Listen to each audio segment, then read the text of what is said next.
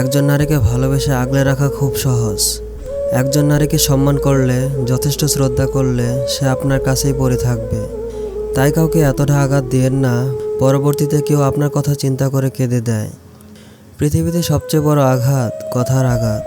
কোনো মানুষ তা সহজেই নিতে পারে না, মনে দাগ লেগে যায়, যা কখনো ভোলা যায় না।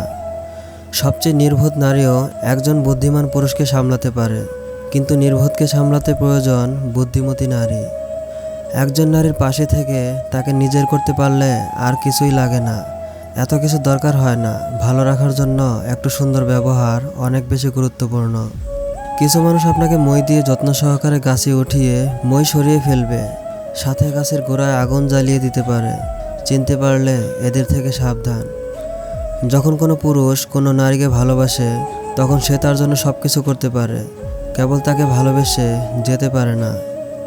আমি ঘৃণা করি তাদেরকে যারা নিজের ভালোবাসার জন্য অন্যের মুখের হাসি কেড়ে নিতে দ্বিতীয়বার চিন্তা করে না। ছেলে যদি মেয়ের জন্য কাঁদে, বুঝবেন অভিনয়, আর মেয়ে যদি ছেলের জন্য কাঁদে, বুঝবেন আরও বেশি অভিনয়।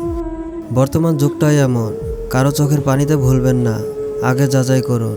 তবে সবাই এক নয়, আর ব্যতিক্রম কখনো উদাহরণ হয় না। কিছু মানুষ আপনাকে তখনই মিস করবে যখন আপনার মতো কাউকে খুঁজে পাবে না।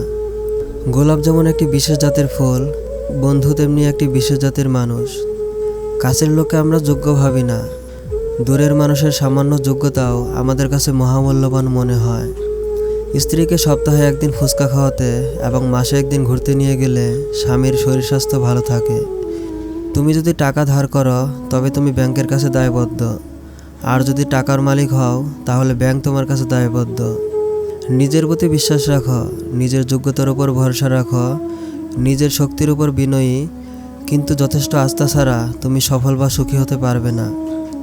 দুই ধরনের লোক রয়েছে যারা আপনাকে বলবে যে আপনি কখনোই সফল হতে পারবেন না। এক, যারা চেষ্টা করতে ভয় পায়, এবং দুই, যারা আপনার সফলতাকে ভয় পায়। ব্যর্থ হওয়া মানে হেরে যাওয়া নয়, ব্যর্থতা নতুন করে আবার শুরু করার প্রেরণা। হাল ছেড়ে দেওয়া মানে হেরে যাওয়া। আজ থেকে 20 বছর পর আপনি এই ভেবে হতাশ হবেন যে আপনার পক্ষে যা করা সম্ভব ছিল তা করতে পারেননি। তাই নিরাপদ আবাস ছেড়ে বেরিয়ে পড়ুন, আবিষ্কারের জন্য যাত্রা করুন, স্বপ্ন দেখুন, আর শেষমেশ আবিষ্কার করুন। তুমি যেখানে দাঁড়িয়ে আছো সেখান থেকে শুরু করো। তোমার যা আছে সেটাই ব্যবহার করো, আর যেটুকু পারো সেটাই করো।